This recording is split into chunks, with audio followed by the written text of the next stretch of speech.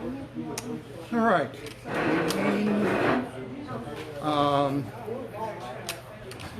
as soon as everybody quiets down, settles down, I'll get started.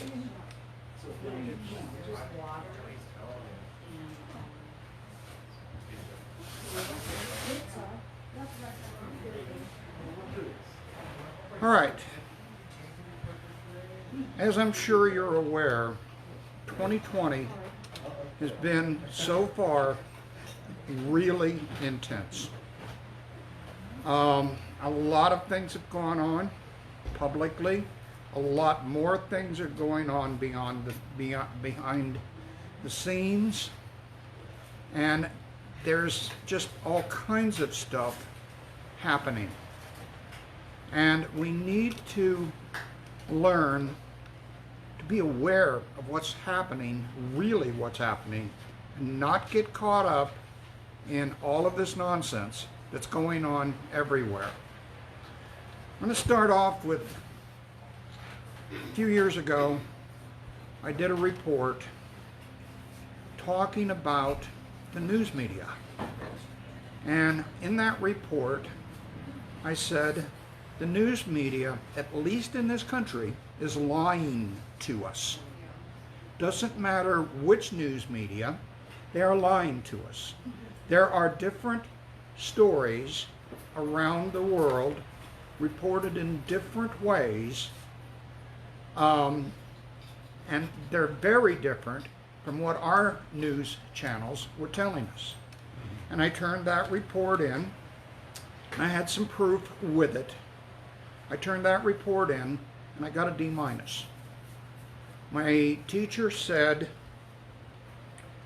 the news media is not lying. They investigate everything. Everything is verified. These are honorable people doing the news. Okay, side note, this was a while ago.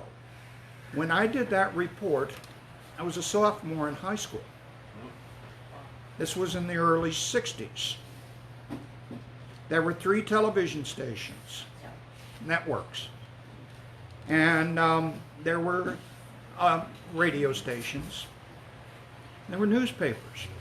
We used to see the television news, and the next morning we would go out and get the newspaper and we'd read it. Most cities had at least 2 newspapers, and they had different views. But before I got to high school, one of the very first things I purchased for myself with my own money, working on farm, was a shortwave receiver.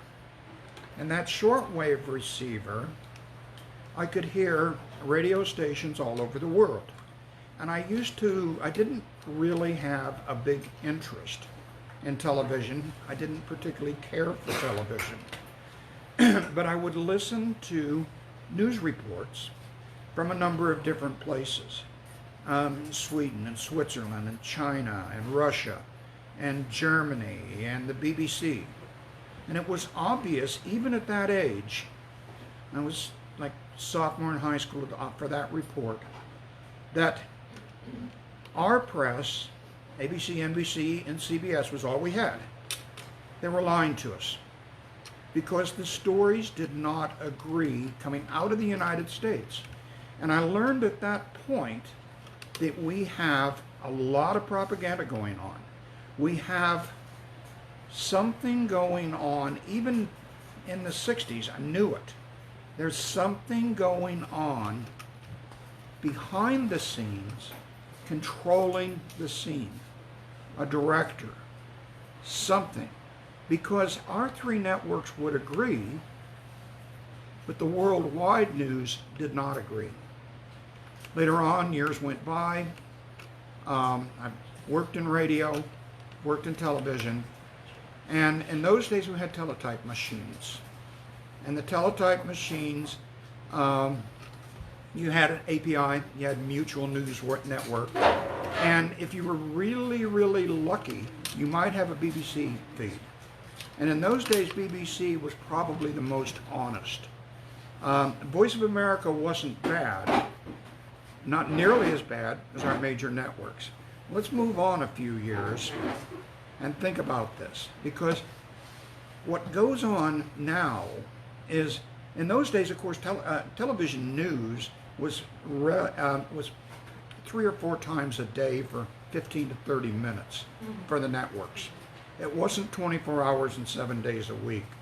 Okay, newspapers used to be independent. There were hundreds of newspapers. Newspapers used to have different viewpoints. And the Chicago Tribune might have very different viewpoint than the New York Times or the Denver Post or the Boston Globe. They would have different viewpoints. And many of the cities had 2 or 3 newspapers, and those newspapers varied with what they were reporting.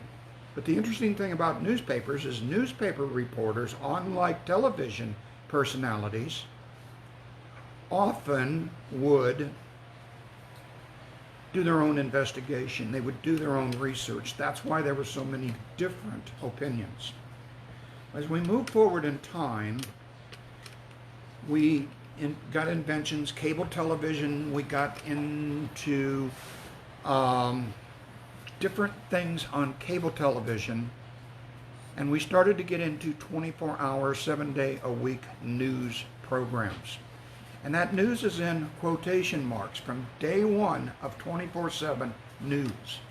They don't do any investigation. They haven't in years and years. There was a government project out there called Project Mockingbird, where the CIA infiltrated the television news stations, and Project Mockingbird made certain that those news stations, particularly television at this point, were talking about the agenda that they, and I don't know who they are, wanted. So we began to see early on the various television networks, the 24/7, because of Project Mockingbird, started to have the same story, the same slant. We still had newspapers, but the newspapers, because of the way television came in and became very popular, the newspapers became less and less popular. Ron, puppy dog leaving. Somebody grabbing? Oh, he's right there by the door. Okay. So you know he's outside. No, he's not allowed to do that. Well, he's Yeah. out there. He's supposed to be right there.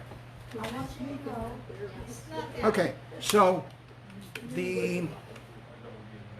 from the very start with network news, Project Mockingbird was a CIA project where the news was being controlled at that point.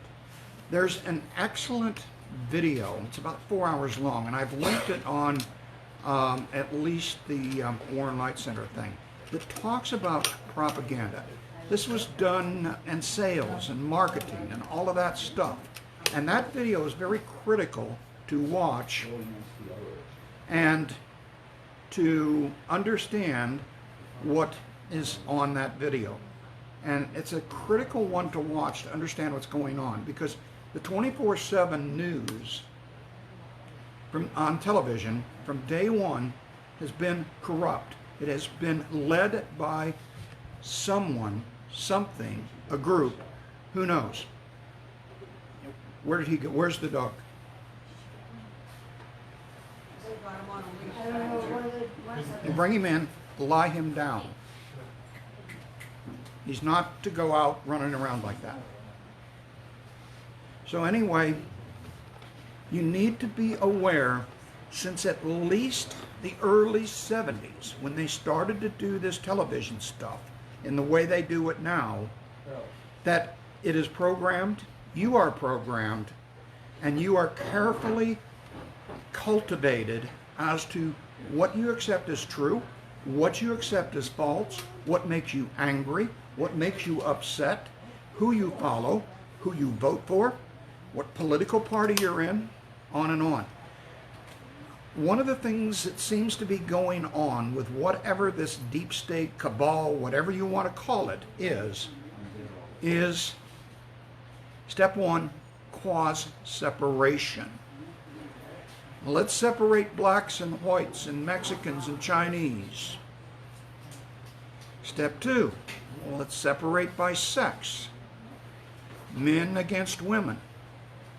Step 3, let's separate by sexual preference. Straight, gay, all of that. On and on and on. This has been a progression that began in television news. And now you need to start to understand that the newspapers started to become more and more consolidated. There were hundreds of newspapers, hundreds of newspaper owners. They were fiercely independent and fiercely able with their reporters to look into and write about what they thought was true and why they thought it was true. One of the biggest things that happened with Project Mockingbird and whoever they are that control us was the assassination of John F. Kennedy. Okay, we saw it on television, on our 3 networks at that point in time. It came out in the papers. They did a report that there's this guy up 4 stories up, shot the president in the head as the car turned the corner. And then there were government reports that came out. Those government reports, when you look at them, make no sense. What we believe to be true about the assassination of John F. Kennedy, I can tell you is not true. I don't know what is true. No one does. But I can tell you that it is not true. I got a little older, got out of high school, went to college a couple of years, was in broadcast. I had a radio program for a while. Then I ended up in the military, and I ended up in Vietnam. And I took my shortwave radio with me.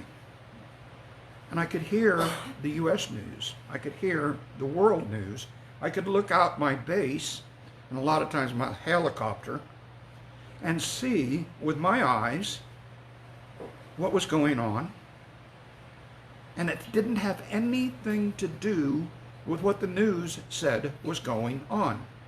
And they did a lot of separation at that point. They caused a lot of hate and discontent. They had these hippie types running around doing these peace demonstrations in anti-Vietnam. And some of those were pretty rough and pretty destructive. I don't know. I was overseas at that point. But I was aware that what we were seeing out our windows at our base commands was not the same thing as what was being reported. And we move on, and we move on into the 70s, and now the newspapers are starting to consolidate, and consolidate, and consolidate. And the TV networks are coming together. So that where we are right now is all of the major newspapers in the world, not just the United States, are owned by 6 companies. All of the television stations, interestingly enough, are also owned by the same 6 companies. And there was Supreme Court rulings way back when that television and radio and newsprint news needed to be kept separate. They needed to be kept separate because of the possibility, if they were just all coming together, you would end up with a few very powerful, very potent mind control agencies, businesses, controlling the news. And that's where we are today. That's exactly where we are today. And we need to think about this stuff. We need to look at the press. We need to pay attention, but it doesn't do much good, because if you turn on any network, it doesn't matter. What you will see often is the same headline, the same keywords, the same shocking, immediate, breaking news quote that is often misquoted from whoever spoke it. But every single network will run the same exact headline, the attention-grabbing urgent news thing. And what people are doing, because of how we are programmed and how we're accepting this, is, oh, I saw this over on whatever network, and I saw this story. And I checked in with another one of those big networks, the same one. Well, I went out to the airport, where it's always one channel at the airport, and I saw the same story out there on the airport, on all those TV sets. Of course, that's just one channel. And that's an interesting thing in and of itself. There's a certain channel out there that appears in public places.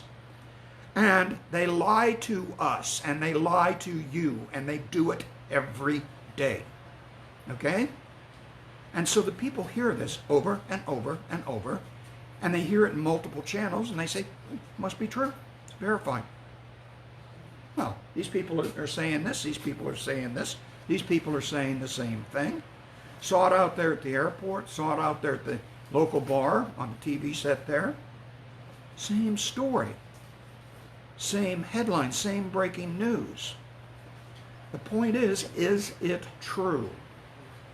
The truth is, most of it is not. There's very little truth in newspapers and on television in particular right now. Y'all would be really wise if you never ever watched another news program on any TV channel. I don't care if we're talking the left side, I don't care if we're talking the right side. Like one of my really dear friends, Clifford Mahudi, who is a Zuni elder wisdom keeper, Clifford has an interesting way of talking about this. Oh, news, Mockingbird, I understand that. Clifford worked with Americans, he's an engineer, but he's also a Zuni wisdom keeper and a great guy. But Clifford's got a funny sense of humor sometimes. He goes, oh, yeah, news, Project Mockingbird. You have to understand, you've got a right wing, you've got a left wing, same bird. Same bird. So we need to be aware. We need to learn how to get beyond the programming. This is all about control. It's all about keeping us under control. It's all about them, whoever they are, as to who's in political power, who the bureaucracies are, what's going on with Congress, with the Senate. You realize that at least since Reagan, we the people have not elected a president, except for one. We the people have only elected one president since Reagan. They shifted parties on us. There's Reagan. And then we get Daddy Bush. And Daddy Bush, kind of a warmonger. And he kind of did some strikes in Iraq. And he didn't make the second term. Then we get the Clintons. And then we get the Clintons again. Really, when you look at true news, true history, Bill Clinton's not such a bad guy. He's a little bit warped in some areas. His wife, however, has a history of corruption that goes back from the day she graduated from law school. She's worked in questionable companies from day one after she graduated from high school, or from law school. Then we go into Bush Jr. and Bush Jr. again. And we had 9/11 during those years. 9/11, isn't that interesting? Skyscrapers, 100 stories tall, exoskeleton steel buildings, getting hit by airliners. 747, 757s, I don't know which number. But I do know that airliners are made of aluminum. The Twin Towers I'm very familiar with. If you think about the old Twin Towers, the windows are not very wide. They're like this. And then there's a space, and there's another window, and it's like this. And there's another window. But there's a window and a space. A window and a space. That space, behind that space, is a steel girder. It's like about this wide. It's about this high. And it's about this thick. It's a very strong steel girder exoskeleton building. There is absolutely no way that an airliner at any speed hitting those buildings could possibly cause damage. But we look at the movies, we look at the news, and you've got on building 2, there's this plane, and it turns, and it hits the building, and it goes through the building and bulges out on the other side. That's insanity. That is not possible. There's no law of physics that says that could happen that way. An airliner hitting a steel structure, exterior steel structure, is not just going to flow through there like a hot knife through butter. What should have happened there, if in fact an airliner did hit those buildings, is there should be, they should have never, there's no way that they could have penetrated those buildings. That is absolutely impossible. It couldn't have happened. That is not something that could have happened. And one of the places you need to look at and pay attention to her videos is Dr. Judy Wood. Okay, and I'll be putting these things up on my site, and if the video works, we'll have a live video. But Dr. Judy Wood is a structural engineer, and she got looking at the 9/11 thing, and she came up with some very interesting points. First of all, this is an exoskeleton steel building, and it fell down on top of itself because these airplanes hit it. A and B and C don't add up. They don't even come close. But what Judy says, what Dr. Wood says, is she's talking about something called dustifying. Because A, the building shouldn't have fallen in on themselves in the way that they did, and B, there should have been a whole lot more debris, and there wasn't. There wasn't anywhere near enough debris to account for the cement and the steel and the metal that makes up those buildings. So something happened to those buildings. I don't know what it is. Nobody really knows what it is, but it absolutely was not caused by some Arab guys flying, supposedly hijacked airliners hitting the buildings. Then we have a little problem that came up at 9/11 a few hours later. Building 7 had fire, it was burning, and all of a sudden, Building 7 fell in on itself. It wasn't hit by anything, and it fell in by itself. That by itself, the odds of 3 buildings, all 3 steel exoskeletons, falling down on the same day are so high that, you probably have more luck winning the lottery than getting the odds of that happening on the same day. Something happened. We don't know what happened. We've not been told. But we got Bush Jr., and all of a sudden they decided that maybe we ought to have a war continue and accelerate in Afghanistan. And then they decided, well, while we're doing war, let's take out Saddam Hussein out of Iraq. Wait a minute. Iraq didn't have anything to do with this. Even their fairy tale stories weren't talking about Iraq. And there's all kinds of problems with the 3 towers. Then we come to Pennsylvania. You've got the newscast on there, and they've got these people on the airline, and they're calling their loved ones, and they're saying we're hijacked, and we're going to take it over the plane. Remember all that? Okay? And they were talking to their families, and they had these phone calls going, and they're going, okay, let's go. And so these guys ran up the aisle. They overpowered the 3 or 4 Arabs supposedly that were flying the plane, and they crashed the plane. We've heard that story. That's the official story. Here's a problem here. Serious problem. This was 2001. We didn't have smartphones. We had flip phones. We had phones that were in the 900 megahertz range. A lot of us had bag phones at that point. Some of us had some cell phones. But here's the problem. These were 900 meg cell phones.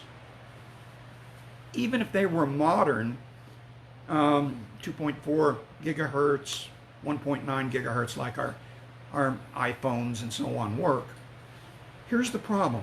In an airliner, at above 10,000, and these were supposedly at 20,000 feet, the phone, if it could pick up a cell tower at all on the ground, it would pick up hundreds, and it would only be able to pick them up for a second or two at the most.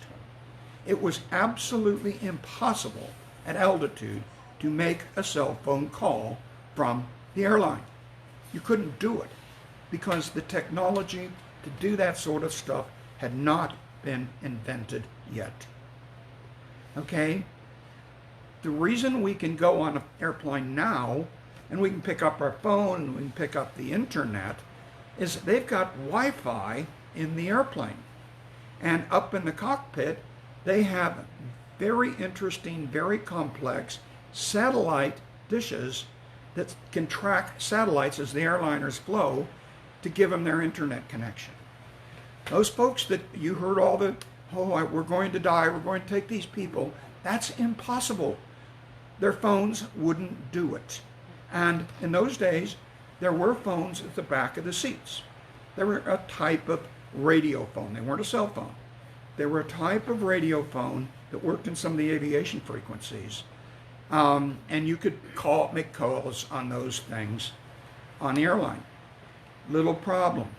The little problem is those phones in 2001, the transmitter on the airliner could only support at most 5 simultaneous conversations. So any way you cut it, there's no way that those people on that airplane that crashed in Pennsylvania could have been making those phone calls. That's a problem. Let's go to another problem. I personally was at the site in Pennsylvania. I was flown in because one of the things that I do is do some things with government communication systems and with disaster services. And so we needed a government communication system, so I actually got there. Now my experience in the military was, I was a hospital corpsman, but I was an air crewman also. And so I've been to 1 or 2 wrecked airplanes, mostly little warbirds that the Navy had. Some of the stuff that got shot down in Vietnam. Sometimes we're rescuing people, sometimes we're not. But I've seen 1 or 2 air crashes, mostly not real big aircraft, little fighter planes. Probably the biggest air crashes I've seen was an F-111 and a C-130. And those are pretty good sized aircraft. Okay, when an aircraft crashes, there's pieces, parts of airplane everywhere. Even a small little fighter is going to leave. If it crashed here, you're going to have metal clear out in the trees all the way around here. You're going to have engine here and wheels over there and tail sections back over here. You got airplane pieces everywhere. Doesn't matter whether you come in at an angle, if you come straight in, you still get airplane pieces everywhere. That airplane, when we flew to the Pennsylvania site, myself and another communications person, also ex-military, he's going, something's wrong. We hadn't even landed. We're looking out of the helo. And I go, yeah, I know. He says, what do you think is wrong? And I says, what did you used to do in the military? He says, I've always been communications. So why was air rescue? I've seen 1 or 2 airplane crashes. What bothers me about this one is there's no airplane parts. None. We landed. You've got this big fire in the hole in the ground kind of thing. There's no airplane parts. There should have been at least 2 engines. The engines aren't going to melt, blow up, disappear. There should have been 16 tires and wheels. They weren't there. There should have been hydraulic cylinders. All kinds of airplane pieces everywhere. They weren't there. It was just an open field that had a fire. There wasn't any airplane crashed there. There was not an airplane that crashed there. I don't care what the size is. So, that's one of those where someone out there lied to us. They had an agenda. The agenda obviously had to do with taking out Saddam Hussein. I don't know if that's a good idea or a bad idea, but somebody made a decision to put on this big show called 9/11.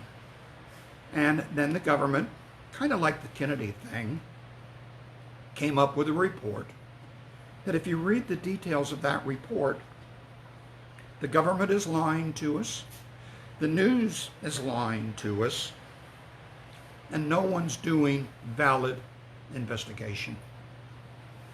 I don't know about you and how you do things. Like Shirley, my house, most of the time, I've got an American flag. I'm a Vietnam veteran. I took an oath when I joined the Navy. I don't get out of that oath because I came out of the military. I'm still under that oath. I'm a patriot. I support this country. I don't like our government lying to us. I don't like our press lying to us, although I've known since early in high school that they're not telling us the truth. Okay?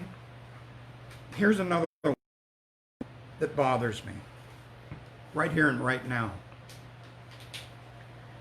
Just recently, apparently, a black man was held down by 4 police officers, and he died because of pressure on his throat.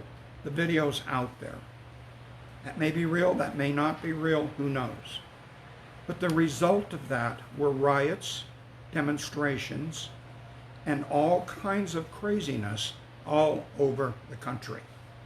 And if you listen to mainstream media, any one of the cable news networks, doesn't matter which one, the story they're telling you is black people are really upset because blacks are being murdered by police all over the country.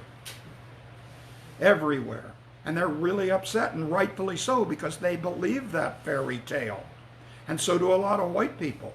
And we end up with a lot of demonstrations and a lot of destruction of property. And we need to look at that. What's real? What's real is really interesting. There were 26 people in the United States, unarmed, who were killed by police. And that's not saying that they weren't violent or anything like that. Most of these 29 cases, all over the United States, thousands of police departments, there were 29 people killed that were not armed. In other words, they didn't have a knife, they didn't have a gun. But that doesn't mean they didn't gang up or individually try to beat up a policeman. Or do something crazy like steal the policeman's weapon. They don't count it as, they count it as unarmed if they started into this thing without a weapon. If they picked up a weapon when whatever, if they got the policeman's gun or something later on into this encounter, it's still going to count as unarmed. All right? 29 is not a very big number. But let's look at the real truth. And this is verified through several sources. Of those 29, 10 were black. Of the 10 that were black, 4 were killed by black policemen.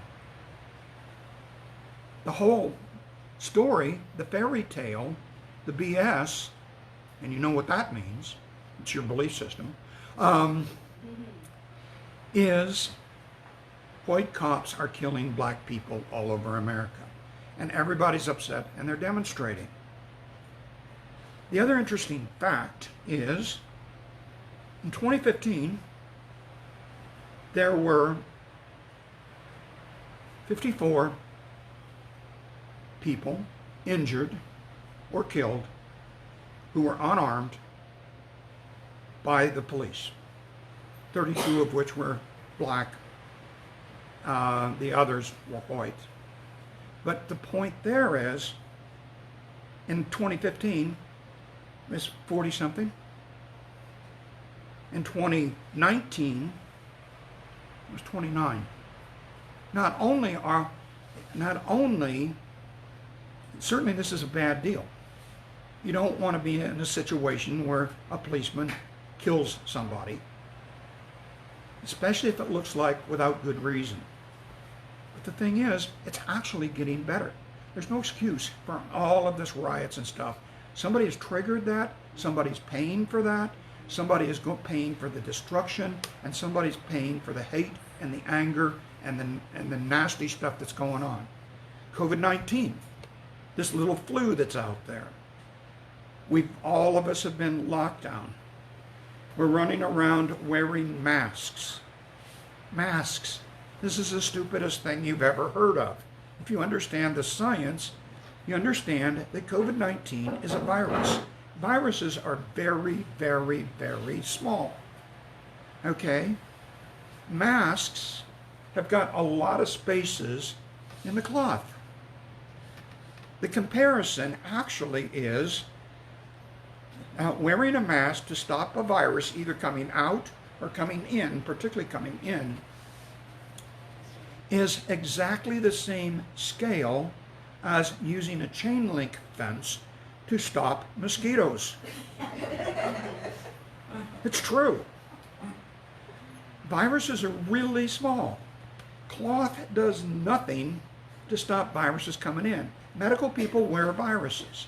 We wear masks. We wear masks when we do surgery so we don't cough, spit, or whatever, or throw up inside of the patient's surgical room. It's to protect the patient. It's not really to protect us from them. If we're doing a contaminated patient, then we go into a spacesuit. You go into, if you've got somebody that's got something really dangerous, we're in a total environmental protective suit. An EMT can tell you that, anybody in surgery, anybody in ER. So, what about this virus? I don't know. I do know that it's engineered. It's a bioengineered virus. What we don't know, and we need to be very careful in our judgment, was it accidentally released? Was it unintentionally released? What happened? But more importantly, we're learning on this virus. This is a new one. We don't know a lot about it. But what we're learning is the number of people dying from this virus is really not very high. It's pretty contagious. It appears to be pretty contagious without a lot of symptoms, although that's up for debate right now. The thing to understand is one of the big bureaucracy agencies that you're crazy if you trust them is the World Health Association. Okay? WHO, you need to look at who pays big money donating to them. What is their agenda? What's going on? There are people that are very wealthy that put a lot of money into WHO. And they're really, really, really interested in vaccines. And we may even get to a point where if they get a vaccine for COVID-19, it'll be pretty much mandatory to, you either take the vaccine or you don't go to work or you don't go to stores. That may be what the ultimate agenda is, who knows. But for right now, yes, COVID-19 is dangerous. Yes, COVID-19 is dangerous to certain people, older people with compromised immune systems, didn't do well. Now, if you've got a contagious disease and you've got older people with this disease, and these older people come from a nursing home, and have this disease, they're testing positive, would any one of you ever consider taking these sick people and turning around the ambulance, instead of putting them in isolation someplace for a couple of weeks, turn the ambulance around and, gee, let's take them back to the nursing home? Boy, that's a good idea. You've got a few people that were sick. They tested positive for COVID-19. They put them in the ambulance, and they turn it around, they take them back to the nursing home. The nursing home folks are not in the world's best health. That's why they're there. So yes, the death rate in nursing homes is high, but it could have been cut down a lot if you didn't take them back to the nursing home. That's the silliest thing that anybody with even the least little bit of biology or medical training looks at and goes, what in the world is going on? We got to understand that we are all programmed. We accept certain things. We have things that make us really, really angry and fearful and really against each other. We've been split and split and split and divided and divided and divided. Men against women, races, genders, gender preferences, sexual preferences, on and on and on. These people hate these people, and those people hate those people, and so on and so on. And the press keeps pushing this and pushing this and pushing this to keep us separated. It's all about control. Now, in November, something really interesting is going to happen. Is this some sort of coincidence that in November we have a major, very important election? Do you suppose that all of this stuff that we've seen in 2020 so far this year might or might not have anything to do with the upcoming election? Even if it didn't at the start, it got politicized immediately. So how in the world do we fix this? Another quick story, and one of them that also bothers me, is I was formerly in a group that they were a religious group, spiritual group, and they were into diversity, and we're all one, and one is all, and black and white and brown and all faiths and all of that kind of stuff was pushed. And I thought that was a good thing because I agree with all that. I don't have a problem with black folks and Muslim folks and white folks or whatever. They're just folks. I have a problem with a lot of bureaucrats, politicians, media places that work on this splitting. But we get into all of this hate stuff and we get into all of this anger stuff. This particular group has really been into a lot of that type of thing. All this diversity. And everybody's welcome. And everybody's just fine unless you happen to be for our current president. Oh my God, you can't do that. We need to impeach, we need to get rid of, we need to get this president out of there with its group that's teaching everything is love. The answer to everything is love. Everything is diversity. And here underneath all that, they've got all this hate the current president. And that's crazy. Some people may like him, some people may not like him, some people maybe don't care. But the thing is, it's unfair to come up with all this negative stuff. A few years ago, we'd go vote for the president. We'd have bumper stickers. You know, like, yeah, say the Reagan one.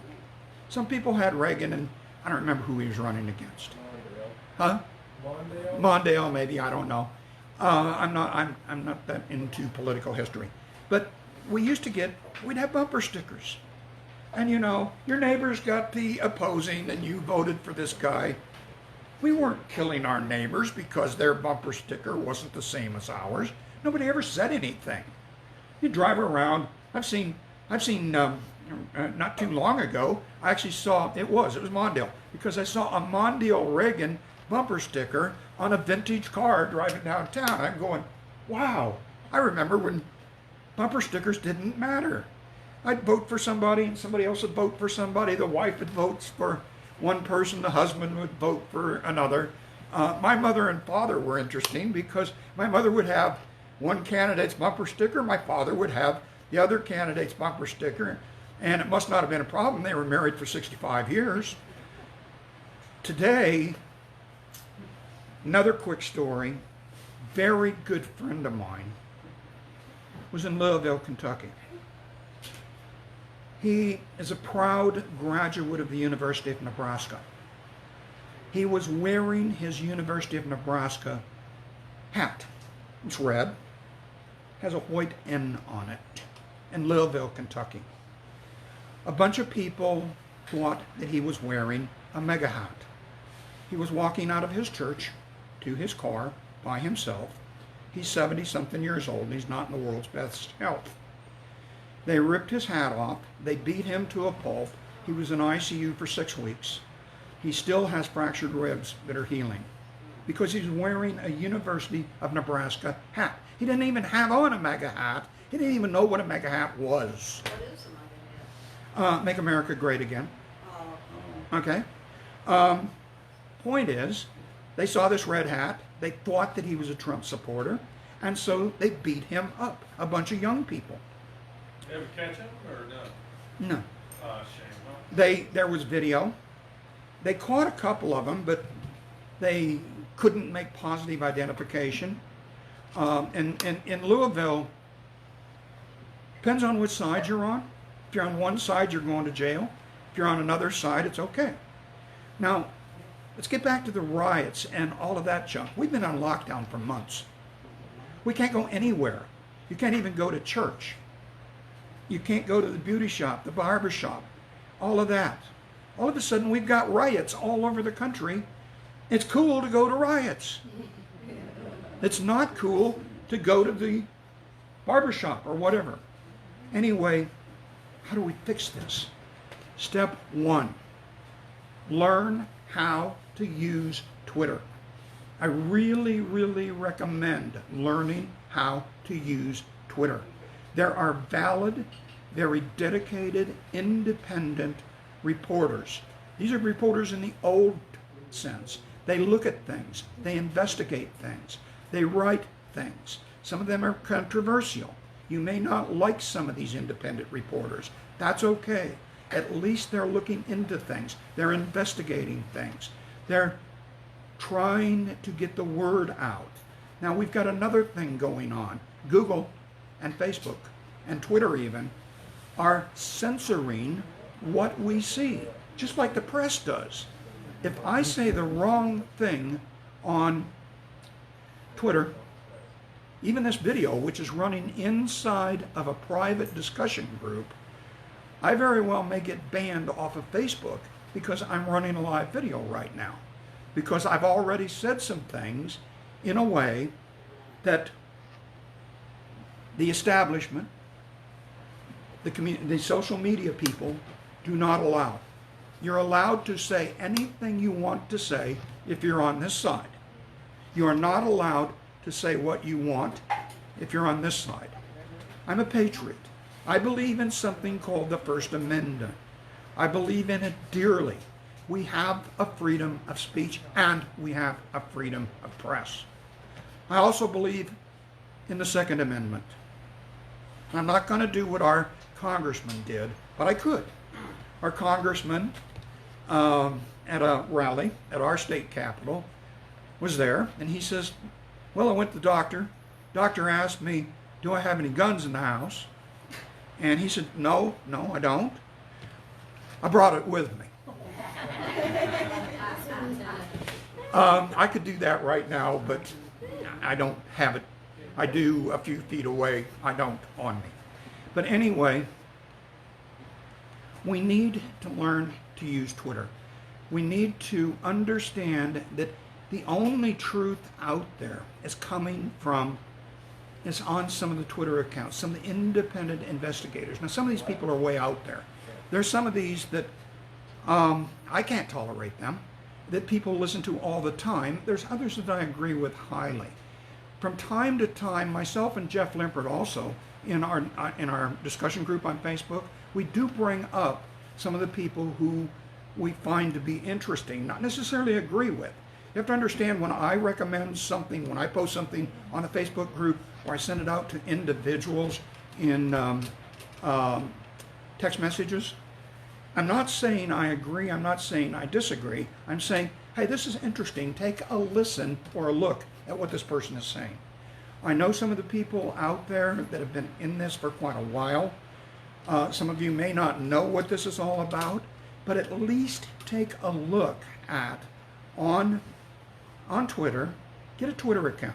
Every one of your phones can go to Twitter. Follow people. Follow people that you find interesting. And when you find someone you find interesting, I don't care what side of the coin they are, which wing of the bird they are they interesting? Are they worth following? If they are, follow them. But take a look at those people who you like and look at who they follow. Who are they following? Those might be some people you also might want to follow. Now, the next part of all of this division is sad. It's really, really sad.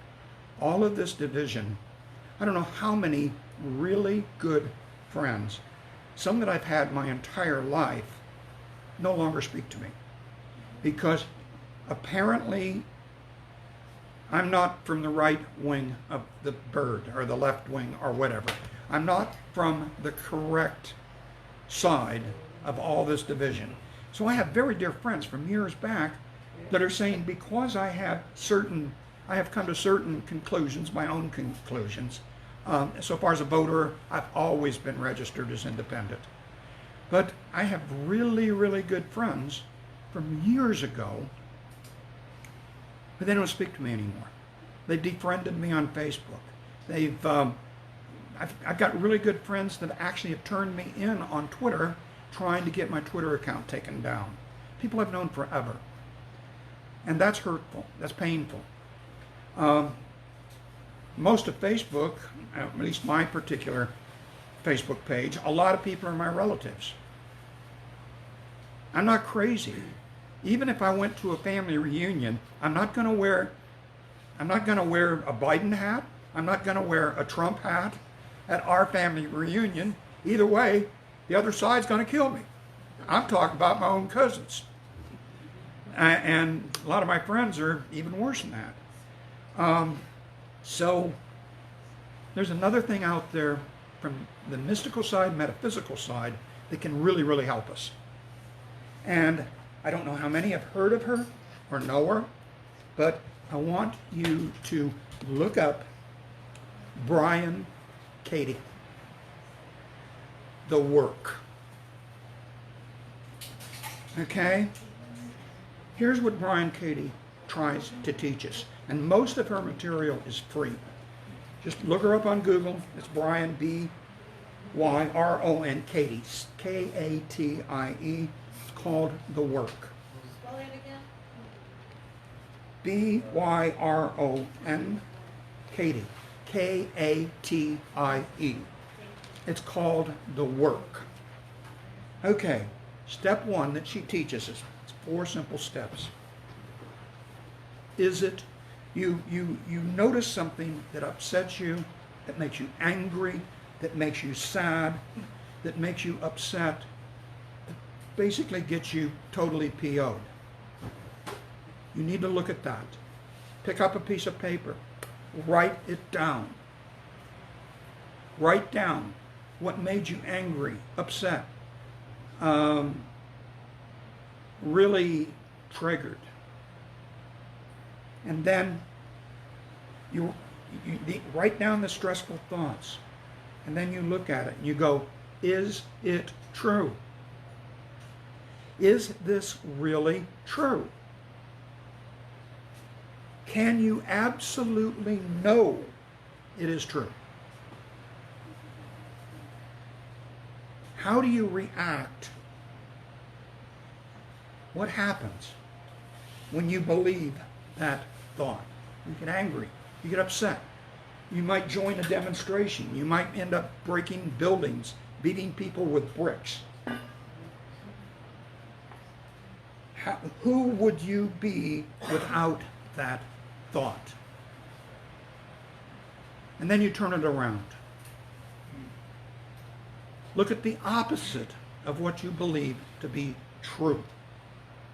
I can tell you for an absolute fact that Katie's work, called The Work, absolutely works.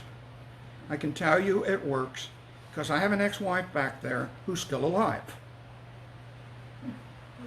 She's still alive simply because instead of outing her, which was very close to happening,